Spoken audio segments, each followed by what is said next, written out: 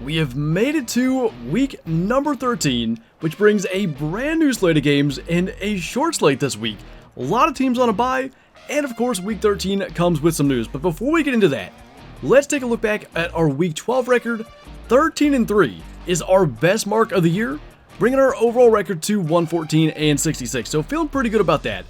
Feeling less good for Frank Reich. Panthers owner David Tepper has fired Frank Reich after their 1-10 start. So special teams coordinator Chris Tabor is going to serve as the interim head coach, and apparently his first move as head coach was to fire QB's coach Josh McCown and running backs coach Deuce Staley, both former players in the NFL. So I looked into a little bit.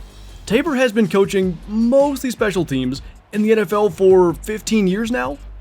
So clearly, obviously he wasn't a fan of how things were being run under Reich. So the Panthers have a divisional game this week. I'm not sure how I'm going to pick that one yet. It could be one of those situations where maybe it kind of, sparks something for that team. But you gotta feel like there was some unrest going on within that organization for an interim head coach to, immediately fire other members of the staff when it's not the owner doing that. That says something about what's going on there, kind of beyond what we get told as fans. So really interesting stuff coming out of Carolina. We will see what happens when we get to that Panthers-Buccaneers game later on. But I think we'll stick with a short recap. As I said, short slate of games this week. Let's get into Thursday Night Football. Seahawks visiting the Cowboys tonight. Now keep in mind, Seattle is coming off of a loss to the Niners last week on Thanksgiving, so they're playing 2 Thursday nights in a row, as is Dallas, and they're in a tough situation. They had the 49ers, they've got the Cowboys tonight, they've got the 49ers next week, and the Eagles the week after that.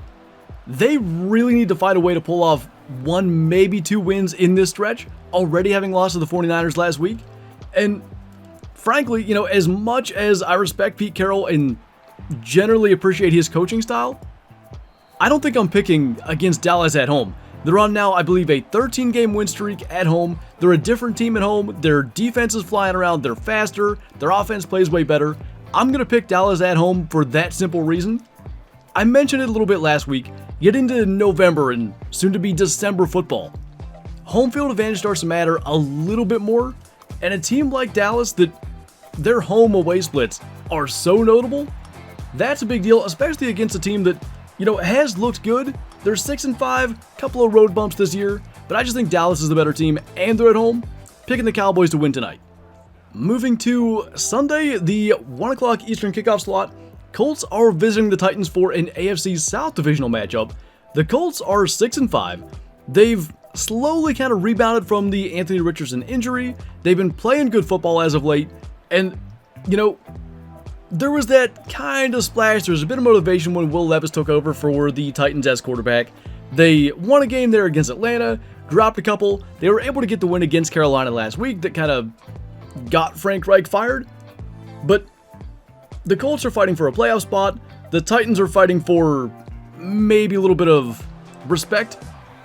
It is in Tennessee, but I just like the way the Colts have been playing. Jonathan Taylor's been running hard. Gardner Minshew, if he can play mistake-free football, that defense and that running game is going to be enough to keep him in a lot of games. I still think Derrick Henry's going to have a big day, but I have the Colts getting the win, maybe on a last-second field goal, something like that, to get the win. The Falcons are headed to East Rutherford, New Jersey to take on the Jets. This could be a really interesting matchup. Very similar teams in a lot of aspects. Both teams kind of play through their defense, through their run game, have their quarterbacks try to manage and just not screw it up. And initially, so Aaron Rodgers has just started practicing. He's opened up his 21-day window to return from injured reserve after, of course, the Achilles tear opening weekend of the NFL season. I was looking at that and I thought maybe that's the spark. Maybe that gets that Jets offense playing a little bit better, enough to get a win with, really dim hopes of still making the playoffs, Rodgers coming over and, making some kind of miracle run. But at the end of the day, Tim Boyle starting at quarterback. The Falcons are currently in first place in the NFC South. Kind of like the Colts-Titans game, the Falcons are legitimately fighting for a playoff spot, potentially a home playoff game. The Jets are fighting for a hope and a prayer at maybe making like the 7th seed. I just think, with these two teams being so evenly matched, Desmond Ridder is starting for Atlanta. I gotta go with the Falcons. Again, this is another road game where I gotta think the team that is fighting for a playoff spot is just going to come out and play a little bit harder, play with a little more urgency, and just find a way. We're into December now by Sunday. You have to find a way in December if you're a serious playoff contender, and I think the Falcons look at themselves as that, so I'm going to pick Atlanta. Speaking of serious playoff contenders, the Lions are headed to New Orleans to visit the Saints. The Lions are coming off maybe the shock of last weekend, losing to Green Bay on the first game of Thanksgiving. I really was disappointed by that myself. I felt like Detroit's fans, the team itself, just everything was moving in the right direction. They play on Thanksgiving every year, and for the past 30 years, typically by then they're just about out of it. So for them to go into that game and really just be thoroughly outplayed by the Packers surprised me and also gave me some concerns down the stretch here. I still think they're going to be able to win the NFC North, but this game against the Saints in the Superdome is not going to be a cakewalk by any stretch. I'm going to pick them. I think Dan Campbell has earned enough respect with that team. I think he's gotten them to buy into where whatever message he's going to bring at them this week after that loss to Green Bay, home loss to Green Bay, by the way, I think it's going to be enough to right the ship and get things back on track. There have been some serious issues with New Orleans. Derek Carr is frankly playing like Derek Carr, up and down, unsteady, inconsistent play. And again, 3 games in a row, I'm picking the road team. I think they're the better team, and I think you just have to win these games in December if you want to be serious about making a run at it. I think the Lions are. I think Dan Campbell is. So I'm going to go with the Lions in this one. Tough place to play, but I just think they got the better team, and they'll find a way, biting kneecaps, whatever they got to do. Potential for sneaky good game of the week. The Broncos are traveling to Houston to take on the Texans. The Broncos are currently tied with the Eagles for the longest winning streak in the league at 5. The Texans are coming off a really tough loss to the Jags. They played them tough. They came back. They had, I think, a 58-yard field goal attempt go off the crossbar, ultimately to lose it. And they waived kicker Matt Amendola. Ka'imi Fairbairn is still on injured reserve for one more game, so it makes a little more sense to waive their kicker when he's not their starter to begin with. Evidently, they're working out Brett Maher, which wouldn't necessarily be my best pick, but also Taylor Russolino, who I am completely unfamiliar with. Potentially one of those two guys is going to be their kicker this week. I imagine it's going to end up being Brett Maher. I have no idea, what direction they may go, and that could impact my pick because I've really liked what the Broncos are doing. I've also really liked what I've seen out of CJ Stroud. Even in a couple of losses here, he's played so incredibly well. The Broncos defense is generating a ton of turnovers. Stroud has shown in recent weeks, he's not infallible. He started to throw a couple of interceptions here and there. Boy, this is a tough one. I'm gonna go with Denver. That kicking game right now for Houston really concerns me, and I think their defense keeps Houston out of the end zone enough that maybe a missed field goal goes Denver's way. They find a way to get the win on the road, extend that winning streak to 6. And genuinely, I think if Ka'imi Fairbairn was playing this game, I'd pick the Texans, especially at home. But that kicking game really, really concerns me. And I just got to go with the Broncos. They are quite possibly the hottest team in the NFL right now. It hasn't been the prettiest on the field product, but they're getting the wins. I'm not betting against that right now. Going with the Broncos to get the win. December football. Who would have thought back in October that I'd be picking the Broncos at all to win meaningful games here? But they have a legitimate shot at making the playoffs, and I think they ride that momentum wave straight into a win in Houston, Texas. From potential game of the week contender to the battle of head coaches who may not be with their teams next year. The Chargers are visiting the Patriots. There has been, really since Brandon Staley took over in LA, a lot of conversation about, how long is he going to last? Is he going to get fired after this decision, that decision, this game, that game? And of course, there's a lot of reports out there that Belichick's not going to be with the Patriots next year. I don't know if it's just a matter of the roster not being there. I don't know if it's maybe the game has passed Belichick by. I refuse to believe that because he's been such a good coach for so long. I don't know what it is, but the amount of things that never used to go against the Patriots that are now going against the Patriots, like their missed 35-yard field goal to potentially tie the game at the end there last week against the Giants, one of the games that we picked wrong, by the way, it's just blown my mind. The Chargers are the better team, though.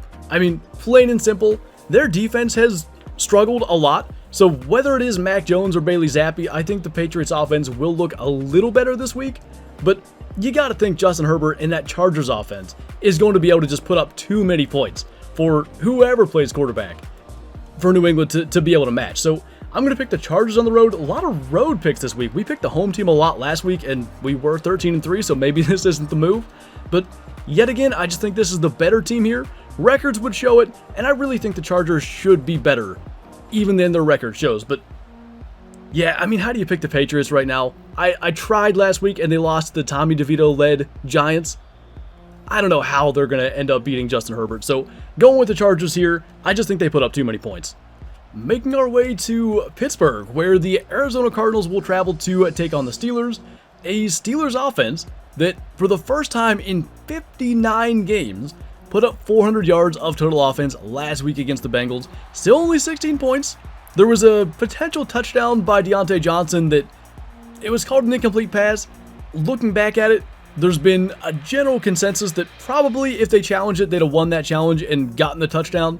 The next play, Jalen Warren fumbles, and those points are gone. So regardless, a Steelers offense that looked better. Pat Freiermuth went off for, I think, a 9-catch, 120-yard game. I really like what I've seen out of them. And while I've said it just about every week about the Cardinals, they play hard. They probably play kind of above the sum of the parts. I just don't think they have a good enough roster right now.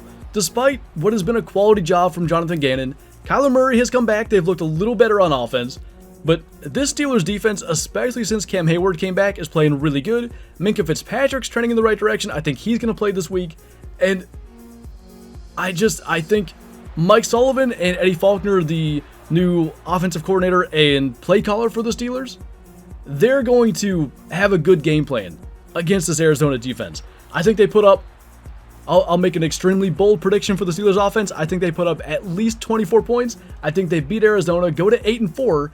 They've got a real shot with a kind of cupcake schedule down the stretch here to maybe even win the AFC North. I think they're looking at that right now and staring down a team with 2 wins in the Cardinals. You lose to them, you're just not winning a playoff game. Simple as that. So they got to find a way to win this. I think they will at home at Acrisure Stadium. They find a way to beat the Cardinals. Maybe it won't even be close for once. Probably still will be. It's the Steelers. But I'll give them a touchdown margin to win this one. And for the final early window game, Dolphins at the Commanders. What's been really interesting so far this year is that Sam Howell is leading the league in passing yards, which has been encouraging. You know, that probably gives Eric Bieniemy a real shot at maybe getting a head coaching job. Could even be right there in Washington. I kind of expect Ron Rivera to be out at the end of the year. They fired their defensive coordinator, Jack Del Rio. I believe they fired their defensive back coach as well. So their defense has been a concern. Probably not the team you want to play when your defense has been a problem. The one team that's been able to put up a ton of yards. They put up 70 points earlier this year. Tua's playing with a huge gash in his arm. Doesn't matter. They're still getting the wins. They have not looked as explosive in recent weeks. The Raiders, I think they only put up 20 points. Against the Jets, they were able to get a lot of points, but that was a slow start to that game. I think in this one, you know, the Commanders' defense has shown they don't have much of a tendency to stop anybody, especially high-flying offenses. So I've got the Dolphins outscoring the Commanders here. I do think it'll be close. I think it'll be a bit of a back and forth, but the one thing with Sam Howell throwing for all these yards, he does take a lot of sacks, and he does throw some untimely interceptions. Whether it's Jalen Ramsey, whether it's Javon Holland, someone in that Dolphins secondary makes the difference in this one. Got the Dolphins getting the win on the road for that last game in the 1 o'clock Eastern kickoff slot. And so we've arrived at the NFC South showdown between the Panthers and the Buccaneers, the 1-10 Panthers and the 4-7 Buccaneers. But one thing that maybe isn't so obvious when you initially look at this matchup. If you look at their records post October 1st, they both have one win. The Buccaneers started 3-1. They're 1-6 since. Of course, the Panthers are 1-10. They got that one win over CJ Stroud and the Texans, which is maybe the most surprising thing that's happened outside of the Broncos turnaround this year.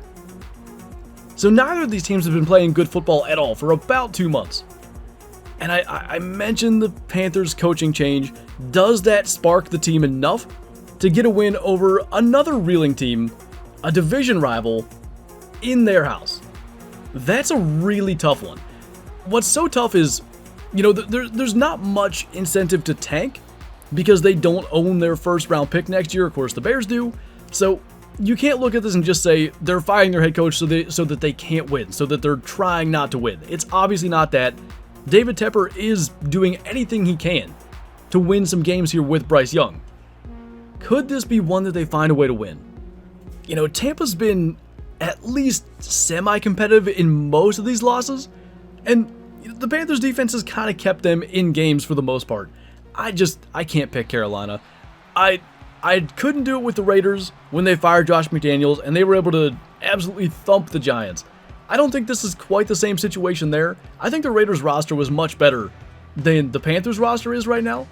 And, until Bryce Young shows a little more than just being able to kind of run within on-schedule plays, I don't think I can pick the Panthers. You know what? I even said 2 weeks ago after I picked them to beat, who was it, the Colts, I think? That I wasn't picking them anymore. So, Buccaneers it is. Forgot about that. Let's take the Bucs to win this NFC South basement matchup. Now, I mentioned a potential Game of the Week candidate for the early window. The actual Game of the Week, I think, occurs at 4:25 Eastern. 49ers visiting the Eagles, a rematch of the NFC Championship game where Brock Purdy got hurt, and almost immediately that game was no longer competitive. The 49ers, many players on that roster, whether it's Deebo Samuel, whether it's Brandon Ayuk, there have been a lot of players that have felt like that game was theirs to be had, and the Brock Purdy injury pretty much ruined any chance they had, early on at winning that game. Eagles players, as you'd expect, they're confident they would have won. We've heard back and forth for weeks now as this matchup was coming up, and maybe what's been most impressive is that both of these teams for 3-4 weeks in a row have been able to stay focused and get the win over whoever's in front of them.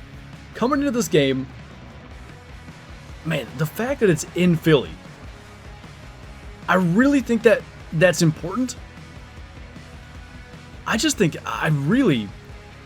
as much as the Eagles have found ways to win whatever it has to be, whether it's a really kind of shaky first half performance, kind of 2 weeks in a row against the Bills and the Chiefs, finding a way in the second half to generate offense, generate points, and beat quality teams 2 weeks in a row, or the opposite, playing through the defense and winning some low-score games that way that we didn't see at all last year. They're battle-tested, and I really think that helps.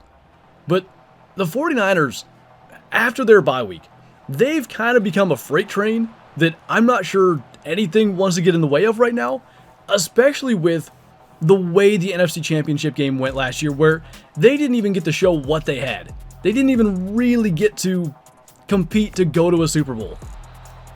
There has to be so much frustration, probably some degree of anger, and unfortunately for the Eagles, I think it's channeled at them unfairly. It's not like they did anything to, intentionally injure Brock Purdy. So I'm going to pick the 49ers here. I think they're both really good teams. It could go either way for sure. Philly's home field advantage is real, but like I said, they're a bit of a freight train right now. I'm not going to pick against them. I think they hand the Eagles their first loss since, bizarrely enough, the middle of October against the Jets. Moving to the Browns visiting LA to take on the Rams. This could be a tough one. There is a genuine chance that Joe Flacco takes the field as the Browns starting quarterback this week in LA. Dorian Thompson-Robinson is in concussion protocol, and it's kind of unknown right now as to whether or not he's going to clear protocol and start. If it's Flacco, I think I like the Rams. If it's DTR, I think I would go with the Browns. Looking at how the Rams have played throughout the year, they've certainly struggled against teams with good defenses, and the Browns have maybe the best in the entire NFL. But that said, Flacco has next to no playing experience for years now. He's a veteran quarterback. No doubt he can take the field. It's probably like riding a bike to him and generate some offense. But you'd imagine there's going to be some rust there, and, does that make a big difference? Boy, I think I'm going to go Rams here. Kyren Williams is back. He went off last week. 143 rushing yards, 6 catches, 61 receiving yards, 2 touchdowns. And while the Browns defense has been so good, there have been teams that have been able to run the football somewhat efficiently on them. And I think that's what the Rams are going to try to lean on here. I don't like to do the thing of, if DTR starts, I'll pick the Browns. If Flacco starts, I'll pick the Rams. I like to try to predict who's going to start and make a pick based on that. I just don't know with the Browns quarterback situation. If it ends up being Flacco, I just don't trust it. Give me the Rams to win this one at home in LA. So on to Sunday Night Football finally. The Chiefs visiting the Packers. This is a game that for 5 years, everyone in the NFL wanted to see. Patrick Mahomes versus Aaron Rodgers. And we were supposed to get it earlier this year with Aaron Rodgers on the Jets. And of course, he was injured. And we got Patrick Mahomes versus Zach Wilson instead. What's been really interesting is the Chiefs offense. It's got a severe lack of consistency outside of Travis Kelce. Whether it's Rashee Rice, whether it's Kadarius Toney, you get a little bit of Justin Watson. They need a little bit more. And the Packers, I mentioned at the beginning here, they were able to beat the Lions in Detroit last week. The whole thing that I've said about Jordan Love all year, the one thing that I really like is his willingness to throw down the field. And they hit on some big plays against that Detroit defense. I think the problem for them here is simply that A, the Chiefs defense is considerably better than the Lions defense, and B, Steve Spagnuolo is going to throw a lot of exotic looks, a lot of crazy blitzes at the inexperienced quarterback. I almost called him a rookie inexperienced, but a fourth-year quarterback in Jordan Love. And I just think that's going to be too much. He has shown, flashes of being really good, but there's also been a lot of times where maybe you want to see a little bit more out of someone who does have that many years under his belt without the starts. I think maybe he gets there, but the Chiefs defense is going to be too much in this one. I think the Chiefs offense maybe gets a little bit going. It's December. They got to start to find a little more rhythm. I think they do here. I think maybe the Chiefs defense gets them a couple turnovers, gives the offense more drives. They get it clicking. Picking the road team again, man, I have picked almost no home teams this week, and that kind of concerns me, but I got to go with the Chiefs. I think they're the better team once again. I think, at least on Monday night, we may be picking the home team. The Bengals are visiting the Jags. The Bengals are in rough shape, and it sucks to see Joe Burrow go down. And one thing it definitely does is make you appreciate just how much better he makes that team.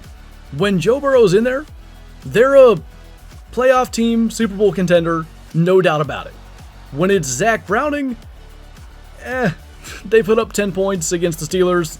Good defense, but there hasn't been enough there. Their defense has seemingly regressed. As much as Lou Anarumo has some of the best scheme and play calling for any defensive coordinator in the NFL, something has happened this year. Maybe it's the loss of their 2 safeties, but they just haven't been able to have that same defensive output. And when you're down your starting quarterback, you need the defense to step up. They've just not been able to do that in any consistent way. The Jags, on the other hand, they're leading the AFC South. They're running away with it. Trevor Lawrence seems to have taken that next step here in year 3.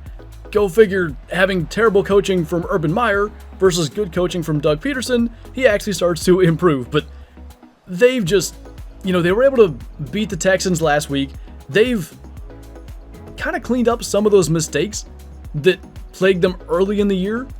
That's exactly what you want to see, a team on the rise in December. I think they get that win on Monday night against what is now just an inferior team without Burrow at the helm. They go to 9-4 and stay in solid position to actually take the number 1 seed in the AFC.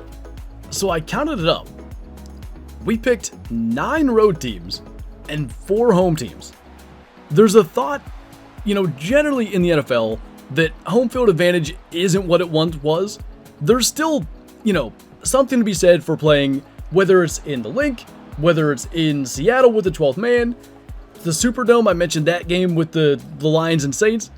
There are definitely places that it's tough to play. Maybe that's a little bit responsible for all these away team picks this week, but I think largely, all the away teams in this particular week of the NFL season, week 13, they're going to be playing with more urgency. They've got more to play for. They've got more on the line. And I just think, maybe a little bit of the home field advantage has deteriorated, but I think we're looking at better teams with more to play for, and it's as simple as that. So, to recap our week 13 picks, I've got the Cowboys over the Seahawks tonight on Thursday Night Football. Got the Colts kicking off Sunday with a win. Got the Falcons over the Jets. Lions over the Saints. Broncos over the Texans. Chargers beating the Patriots. Steelers over the Cardinals. Dolphins beating the Commanders. Got the Buccaneers over the Panthers.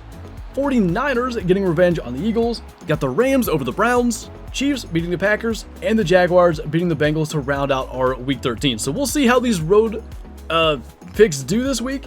But as always, I appreciate you guys watching so much. This has been such an absolute blast. It's been so much fun to try to pick all these games, see where we end up, and I can't wait, to look at the end of the year, where it actually ends up. But the interaction has been so much fun. Let me know what you guys think. Obviously, biggest game of the week in my opinion, 49ers visiting the Eagles. Who you got winning that one? Let me know in the comments below. I think this has officially become the longest of these picks videos. We had the shortest recap at the beginning. Go figure. Anyway, that's going to do it for this one. As always, thank you guys for watching. Enjoy the games, and I'll see you next week.